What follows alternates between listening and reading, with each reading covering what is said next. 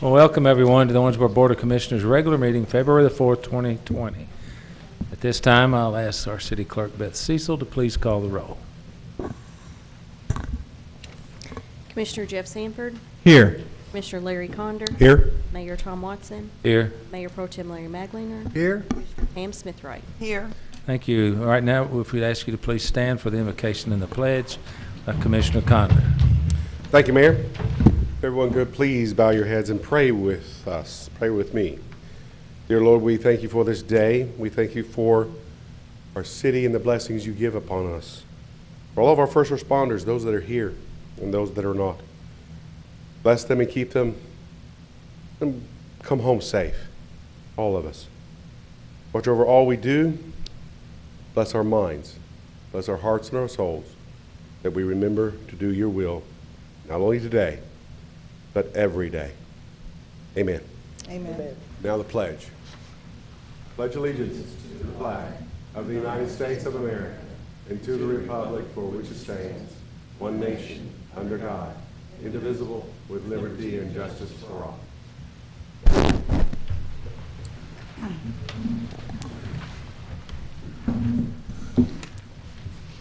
Getting right into business. Item 4A, consider approval of minutes dated January the 14th, 2020.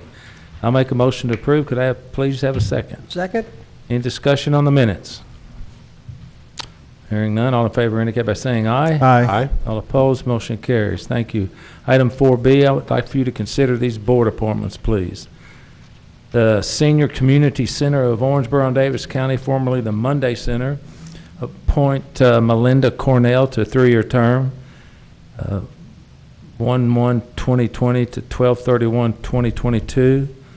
Appoint Brenda Neesmith to fill the remainder of an unexpired term, 2/4/2020 to 12/31/21. Appoint John Burlew to fill the remainder of an unexpired term, 2/4/2020 to 12/31/2021.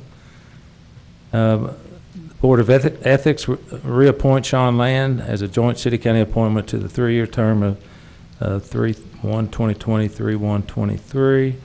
And Property Maintenance Code Enforcement Board appoint Samuel Tandy to a 3-year term, 2/1/22, 2/14/23. Could I have a motion to approve these appointments, please? So moved. Could I have a second? Second. Any discussion? Hearing none, all in favor indicate by saying aye. Aye. All opposed? Motion carries. Thank you. Item 5, second reading on an ordinance. We will have a roll call vote. Counselor, Thank you, Mayor. you're welcome. Ordinance 3-2020, an ordinance revising the City of Owensboro Employee Handbook Policy 109, employment of entry-level police officers and firefighters, implementing the Educating Heroes program for potential applicants for the Owensboro Police Department. Publicly read for approval on second reading this 4th day of February 2020. Yeah, I'll make a motion to approve. Could I have a second, please? Second. City Manager, do you have anything to discuss about this? Just briefly, Mayor, if that's okay. Sure. This ordinance amends our handbook, subchapter 109, regarding the employment of entry-level police officers and firefighters. The policy currently requires entry-level police officers to have an associate's degree or equivalent. We're amending the policy to allow for candidates to participate in a new program at the academy, which allows them to earn an associate's degree while they're at the academy in Richmond. That's cool. Any other discussion? Okay, Ms. Cecil, roll call vote, please. Commissioner Sanford? Yes. Commissioner Conder? Yes. Mayor Watson? Yes. Mayor Pro Tem Magliner? Yes. Commissioner Smithwright. Aye. Thank you. Item 6, ordinance, first reading, none. Item 7, municipal order. 7A, council. Municipal Order 4-2020, a municipal order authorizing and directing the mayor to execute an application for Kentucky Transportation Cabinet Office of Highway Safety Grant in the approximate amount of $46,000, the proceeds of which will enable the Owensboro Police Department to provide overtime traffic enforcement during specific mobilizations within the city of Owensboro to enhance public safety. No cash match being required by the city. Introduced and publicly read for approval this 4th day of February 2020. Thanks, Steve. I'll make a motion to approve. Could I have a second, please? Second. City Manager? Thank you, Mayor. Just to reiterate what the city attorney said, this municipal order authorizes a grant application for approximately $46,000 to be used for overtime costs for police department traffic enforcement programs. No match is required from the city. Any further discussion? Okay, all in favor indicate by saying aye. Aye. All opposed? Motion carries. Thank you. Item 7B, council. Municipal Order 5-2020, a municipal order authorizing the mayor to execute a memorandum of agreement with American Hydroplane Events LLC, providing for a hydroplane racing event in Owensboro in 2020, introduced and publicly read for approval this 4th day of February 2020. Okay, I'll make a motion to approve. Could I have a second, please? Second. City manager? Thank you, Mayor. You're welcome. As has been announced, hydroplane racing will return to Owensboro later this year. This municipal order approves an agreement with American Hydroplane Events for services for the Owensboro Hydro Fair, which will take place August 14th through the 16th. The company has considerable experience with hydroplane events, and they will handle the technical aspects such as race operations, timing and scoring personnel and equipment, course markings, communication with the sanctioning and governing bodies, marketing, and sponsor solicitations. City departments, including Public Events Department, will work closely with the company, and city staff will handle other logistics such as crowd control, communications, equipment, coordination of emergency response personnel. Any other discussion? Okay, all in favor indicate by saying aye. Aye. All opposed, motion carries. Item 8, city manager items. Item 8A, city manager. Yes, Mayor, if you would acknowledge Angela Hamrick to present the December financial report. Ms. Hamrick, I acknowledge you. Thank you, Mayor. If you'll refer to your screens, got some PowerPoint slides, and we'll review the general fund activity for the month of December as well as through the month of December. The general fund revenues for just the 1 month of December, the actual revenues of $3,894,830 exceeded budgeted revenues of $3,838,712. This favorable variance of $56,118 is primarily due to higher occupational withholding fees, partially offset by timing in property taxes. Then we'll look at the revenues for year-to-date December. For the 6 months ended December 2019, total actual revenues of $33,108,880 exceeded the budget revenues of $31,905,443 for a positive variance of $1,203,437. This variance is primarily due to higher occupational payroll withholding tax, net profits license fees, and property tax. On our next slide, we'll look at the expenditures for the month of December. In the month of December 2019, actual expenditures of $4,302,994 exceeded budgeted expenditures of $4,261,792. This is a variance of $41,202 over budget. Our year-to-date through December expenditures for the general fund. For the 6 months ended December 2019, actual expenditures of $28,436,188 were less than budgeted expenditures of $30,442,074 for a favorable variance of $2,005,886. This variance is primarily due to insurance reallocation in timing in various areas such as street work, capital expenditures, and outside services, partially offset by higher sick and vacation payout for retirements. As you can see on this chart, which maps out the revenues and the expenditures by month through the month of December, you can see that the revenues as well as the expenses are cyclical, meaning that the expenses exceed revenues in the warmer months when street and ground maintenance and parks are in full swing. Likewise, there are months that have higher revenues, such as October and November, due to collection of real and personal property taxes. April is higher also due to collection of most of our net profits taxes. Outside of timing differences, the revenues and expenditures in our other funds are in line with budget. And if anyone has any questions, I'd be happy to try and answer. Thank you. Any questions from You're the welcome. Tyus?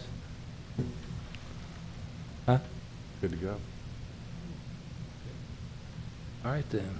I will make a motion to file for report for audit. Could I have a second, please? Second. Any other discussion? Hearing none. Great job, Angela, and your team. All in favor indicate by saying aye. Aye. All opposed, motion carries. Thank you. Item 8B, City Manager. Thank you, Mayor. Tonight, we have the following personnel appointments for your consideration. Travis Blinko, probationary, full-time, non-civil service appointment to road worker with the street department effective February 17th. Bradley Snap, probationary, full-time, non-civil service promotional appointment to application supervisor with the IT department effective February 17th. Jacob Trogdon, probationary, full-time, non-civil service promotional appointment to maintenance equipment operator with the street department effective February 17th. Aaron Brown, regular, full-time, non-civil service appointment to crew leader with the street department effective February 17th. And John Nance, regular, full-time, non-civil service appointment to equipment operator with the grounds department effective February 17th. Hey, I'll make a motion to approve. Could I have a second, please? Second. City Manager, are these new hires? I believe one Just is the one? One is a new hire, Okay. not a new position, but a new hire, and the others are promotional appointments. Okay. Any other discussion? Okay, hearing no other discussion, all in favor indicate by saying aye. Aye. All opposed, motion carries. Item 8C, City Manager's comments. Mayor, with your approval, Chief Howard would like to share a brief update about firefighter recruitment efforts. Did you say brief? I did say brief. Okay. Hey, man. Chief James Howard, Owensboro Fire Department, 512 West 9th Street. Thanks for giving me the opportunity to say a few words. Glad to have you. The faster I talk, the more brief I'll be. So I'm actually appealing to the public right now, hoping that this gets out to the public and people can see it on YouTube and on for the rest of the month. I really want to let the public know tonight that the City of Owensboro is currently accepting applications for the position of entry-level firefighter. For 154 years, the Owensboro Fire Department has welcomed into its ranks those willing to take on the challenge of our core mission, which is to save lives and protect property in our community. We're looking for candidates who are willing to work hard, sometimes very hard, to be compassionate public servants, to be problem solvers that work in a team environment, and to become role models within our community and without our community. I speak from experience when I tell you that the rewarding part of choosing this job path and working as a first responder in public service, it'll be enriching for your spirit and provides an opportunity to change lives. In a lot of instances, the life that you change is your own, just because of what you see and how you respond to it, and how it changes how you deal with your family and with your kids. If a career in the fire service sounds interesting to anyone who can hear me right now, then I'm asking for you to go to owensboro.org and take a look at the qualifications. You might be surprised. It may be right for you to at least take a stab at it. Applications will be accepted until February 28th. So I'd like for anybody, once again, who can hear me to consider becoming part of our team. If it's not you, but you know someone else who may be interested, please feel free to pass the word on to them, because we'd like to know if you're a right fit for the Owensboro Fire Department. Thanks again for giving me that brief amount of time to send my message out there. Thank you. Well, you can have do it any again questions? if you want. You did well. You want me to start over? But anyway, I mean, if anybody in here is interested in applying, we are taking applications as well, but I want to make sure that that gets out there to the public, okay? Okay. Does anybody have any questions about this? Okay. Okay, thank you. I'll be back. Okay. I hope I'm here. All right. Do you have anybody else want to speak for you? No additional comments, Mayor. Thank you. Okay. Communication from elected officials. Commissioner Sanford, please. I have nothing this evening. Okay. Commissioner Condor. Thank you, Mayor. I have a story to be able to relay to the public if they could bear with me just for a little while. Yesterday, I received a phone call from a prospective tenant who was actually been working for about 4 months of getting their business open. They had filed for their building permit. They had gone through the inspections of electrical, structural, plumbing with the state, health department, the hood system, all of that had gotten completed. Oh, and the alcohol license, got all that done. Plan was to open up this weekend. The last thing that occurred was the fire inspection, And Steve Leonard, coming through, gave me a phone call and said, this person wants to talk to you. I talked to the tenant, and after talking to her, went back and talked to Steve Leonard. And it had to do with, as required, new businesses or new remodels or new structures have to have a Knox box. What is a Knox box and why is that necessarily required? So if Chief Howard could potentially address that issue to make sure people understand that this is a requirement for small businesses. Brick and mortar struggle way too much today, given e-commerce and everything else that's going on with all the other online shopping. And this is just one of those little layers that happens at the end of trying to get a business open that government gets in the way of. So, Chief Howard, could you educate the public a little bit on what this is and why it's needed? Chief Howard? I'll do my best. You probably remember me from when I was up here a few minutes ago. Let me say, What'd you say? I appreciate your frustration. Maybe we get the word out. Maybe it'll be a little bit less frustrating for other folks when they understand what a Knox box is and what the actual benefit is of it. If you're an occupant in the building, whether you're the owner, someone who is leasing the building, or someone who lives in a building. So I did bring a Knox box with me, and as you pointed out earlier, they do come in different colors, but they basically look like this. They're little metal boxes with a little door on it. And the bless you. The key is only so many people have the key. Like the key that's cut for the boxes that are actually on city residences and city businesses is a key that I have in my pocket, our command staff, and then on our frontline engines. So when the fire department comes on a response to someone who has one of these on their building, then it's our key. So I wouldn't be able to go to a county business per se. I would have to have them open that up. So it is a secure thing. So what actually ends up inside this box is the key to your business. It could be key cards, like if it's something like the hospital, to get into areas all over the hospital.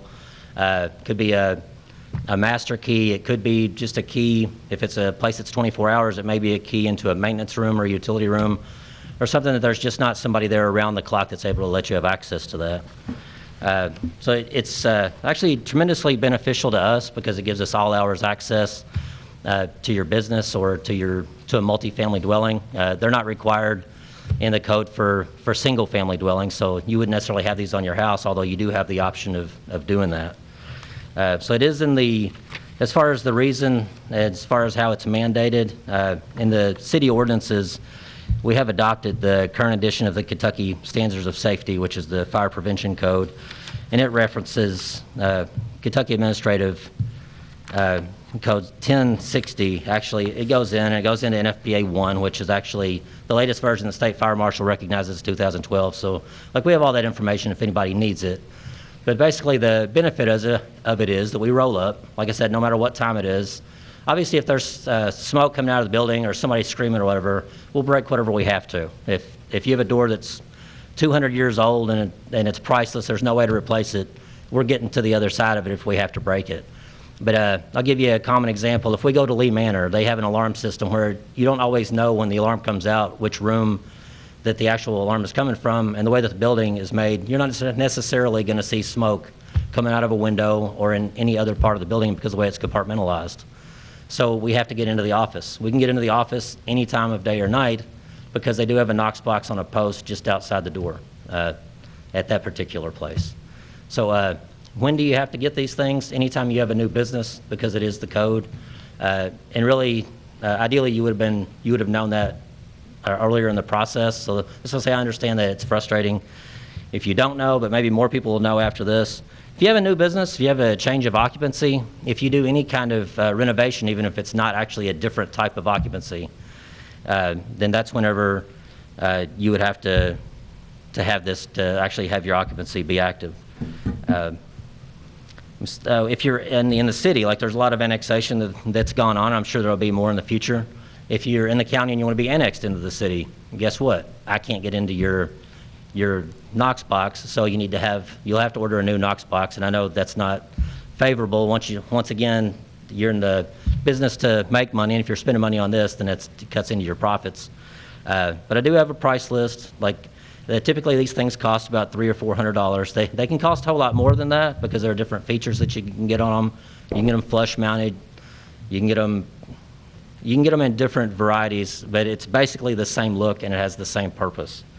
But just be aware of that. So they're common throughout the city. Now that you know what it looks like, you'll probably notice it everywhere. They're supposed to be about 5.5 feet off the ground, so it's about at line of sight. You see it has a reflective strip on it. We could pull up with the truck with our flashlights. You can see it at night. And even then, sometimes they're hard to find anyway. But they're very helpful to us. And as far as your business, like at this point with new businesses, you don't really have a choice to comply based on what the code is. And it really, I don't think that you should have a choice because they are so helpful to us in our emergency response. I did want to hit on it whenever it comes to the residences. Most people in the residences don't have these things. I think it's hard for a business to do this, like somebody who's paycheck to paycheck, to pay $375, $475 for something like this. It's hard for a lot of people to be able to budget for that, and that's understandable. But if someone's fallen in their home and they can't get to the door, once again, it could save us from having to break down the door. A welfare check on someone. I mean, there are a lot of different reasons that you might have to get into someone's home. So I do advocate for people to get them in their residences, but I understand when people can't afford them because even though it's for their security, it's a luxury. And I'll point out the fire department's the only one that has these keys. So you go somewhere else and they have these all over the country, these Knox boxes. They're actually pretty common. Every jurisdiction has their own key. I can't go to San Diego and get in their Knox box, I can't even go, like I said, out in the county and get their Knox box. The police department has their own, like they have to get warrants to get into places. They can't access places with this, but we can. And it's actually a very good program. There's a very good need for it. So does that satisfy your? It does. Thank you, Chief. Just to wrap it up, I thank you for all your work. I know that at the end, sometimes we will take out our anger on the last person that is potentially preventing me from opening up a business, and that was about to happen, is what it was about to do. Although not even Steve Leonard's fault or anything like that, but I'm sure that he is the last one that comes in and says, oh, by the way, this needs to be done. And I just want to make sure you know I appreciate what you do and wanted the public to understand that brick and mortar is tough, and we want to try to make it as best as we can to get out of the way of business, okay? No, Thank you, Chief. Thank you, Mayor. I appreciate it. Thank you. Barry, you got that? Commissioner Connor, is this the first tenant you've had in that building? No, this is actually the second. So you didn't have one the first time? We did have one. It's just that Steve Leonard couldn't find it. That's interesting. I had to go outside and walk around the building, down the block to show him where it was. That's not very handy, is it, Chief? It's not ideal. Not ideal. Not What ideal. a politician. What a politician. Okay, thank you very much. All right. If we charge $5.50, can the city make a little money off those things then? Would be ideal. Commissioner Smith, right. How long has this been enforced? Because I've not ever heard of them. Oh, you haven't? Well, which I was Me neither. surprised, because so many of you are involved in the business side of things in town. I was kind of surprised when I heard that like somebody who is in business wasn't that familiar with it. We started making a push for it back, it was maybe 15 years ago. I mean, I'm sure you remember Chief Ronnie Heap. Mm-hmm. Sure. And like I said, I guess you wouldn't, I don't know if you'd say that you get grandfathered in, but basically, like there are existing businesses that don't have these things. But once again, anytime that you have to do any change to your business or do anything that's permitted work or anything like that, contractors definitely, like you may not know, in some places, like the contractors are dealing with it even if you're not familiar with it, if you do have a brick and mortar. The ideal way to do it is whenever you're first building the place to put it in there, then you can make it look nice and put it flush mount. It's not going to stick out and kind of look different than the rest of the building. But yeah, it's been several years, and like I said, the way the ordinances are, I think every time the last time the NFPA won, like the state, they adopt like an NFPA 1, like the State Fire Marshal's Office, an NFPA 101, which 1 is the fire code and 101 is life safety code. And they adopt these. There has been an addition since 2012, but that's the latest one that the state has adopted, and that's what the city actually runs with on it. So, and it's definitely required in there. Okay, so it's been a while, and I'm sure, like I said, that's why this is an excellent opportunity to educate people on it, because like we see this just like on your job, you see things every day that people aren't really that aware of, and you become a little bit complacent about it. So I mean, it's really a good opportunity to let people know about it. And now that you know about it, you're going to see them everywhere. Believe me, it's one of those things like, oh yeah, that's what that is. So Do we have one here at City Hall? I believe so, right next to the on 4th Street side, on the right side of the door. That's where you want them ideally, is just to the right of the door, like I said, right there about eye level. You go some places in town, they're up here where I can't even reach them. But yeah, so it's been a while, and like I said, it's a shame that more people don't know about them, especially on the residential side, because I think it'd be a tremendous benefit to a lot of people. And, okay, I've worked at lots of different places and whatever, and I've never seen that. Oh, you never even noticed them? Mm-mm. Okay. Olga, do you have one at the Neblett Center? What? A knock box. A what? A knock box. Knox? How you like getting put on the spot right off the bat, Olga? She's my cousin, it's okay. So, and I guarantee you there are places throughout town where people don't even realize they have them until, when we do the inspections, like when Steve Leonard comes around, or guys come around doing the company inspections of occupancies here in town, it's not uncommon for us to ask about the Knox box. And the people who are working there don't even know that they have one. And we'll go out and find them. And what we're doing on those inspections, because you're supposed to have them, what we're doing is checking the keys in there, making sure that they're current, because the keys in there, if they're not current, they don't do you any good. So if anybody hears me right now and you have a Knox box and you know they need an updated key card or a key, by all means, get a hold of us. We'll send somebody down there. We'll change that out, because once again, we're the only ones that have the keys. Right. But anyway, it's a great thing. Once again, I see, like I'm around this stuff all the time. It's kind of, you don't realize that the public really doesn't know what they're looking at when they see these things. But like that's what I would task you with when you go out of here. Like the next few days, just look around. Like you'll see, like whether it's a strip mall or a business, medical facility, they're all over the place. They really are. I mean, hundreds, if not thousands, of them out there. So is that on one of the permits that the people get when they're remodeling or building? Or is it just supposed I'm not to really be- sure on the OMPC side where they actually have it in there. That would be- I haven't been on the business It side. is? It is on there for the especially new construction and then the remodeling side. But if, for example, as Chief Howard has stated, if you just change the business, that you're not changing anything on the inside at all, you're not even painting. It's lawyers have been there. The lawyer moves out, another lawyer moves back in. At that time, it triggers that this Knox box has to be on the building. Yeah, and I've been told also by Chief Leonard that if there's like a considerable gap, like 6 months, like the place has been vacant and opens up where you, like for that certificate of occupancy, then it may not have even changed the type of occupancy and you may still need to do it. So there are certain stipulations. Like I said, some of that's with the OMPC, but it's to our benefit, but we're not out there doing that part. Our main thing is kind of a clearinghouse for those applications. So, and I'm glad to have a chance to put that out there too.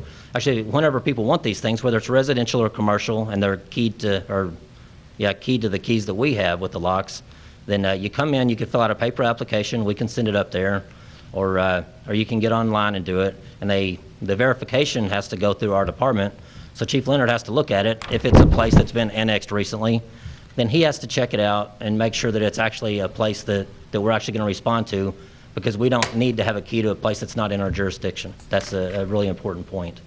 So if you're interested in one of these things for your business, then by all means come and see us at 512 West 9th Street. We have the applications right there. It's an excellent program. You fill these things out, it gets verified. Within a week or two, you can have the thing. You may have to have a contractor install it. We don't install them on the buildings.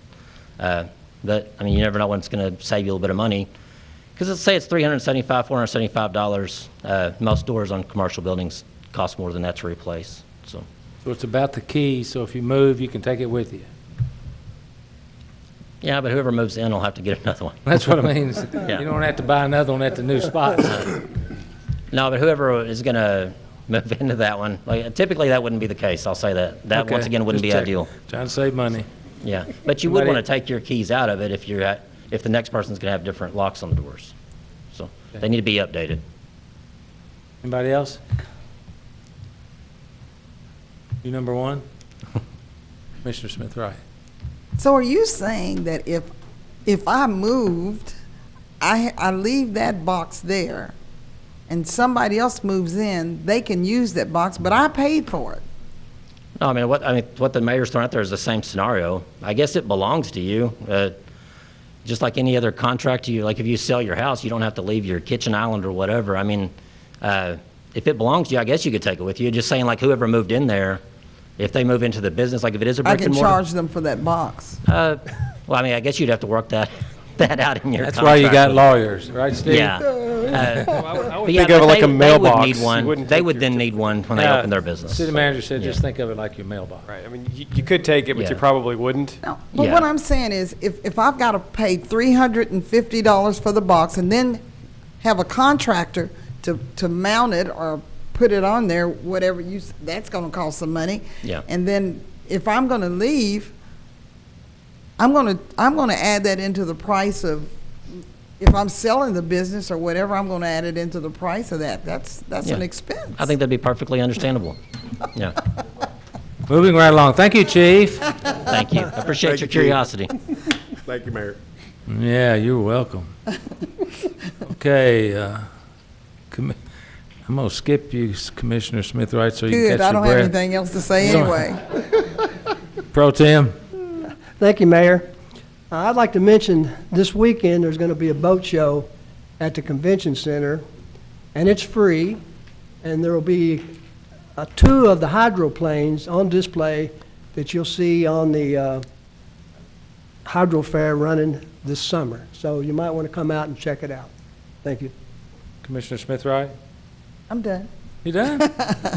Okay, I wanted to announce the Western Kentucky Night in Frankfurt. It's February 13th at Kentucky State University.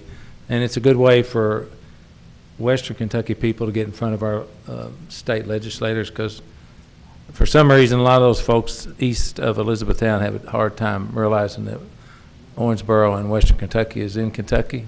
Amen. So if you want to slip up there and meet some legislators and talk about what's going on, you contact the Chamber of Commerce and they can give you some more information, because it is important to be seen and heard, and that's one good way of doing it with, because they'll still be in session, but there'll be some legislators coming and going, and you'll have a chance to tell them your story about Owensboro, that Western Kentucky is alive and well. So that's all I have tonight. Next item on the agenda is open public forum. Members of the audience are invited to address the City Commission on any matter of public concern that was not on tonight's agenda. Comments are limited to issues within the scope and responsibility of this commission. Commission member meetings are held to conduct city business for the benefit of Owensboro citizens and taxpayers. At this time, anyone who wishes to address the City Commission, please make their way to the podium to be recognized. Speakers must state their name and address for the clerk's record and limit their remarks to 3 minutes. So, anybody who would like to speak, please make their way to the podium. Don't get up, Barbara. Stay right there.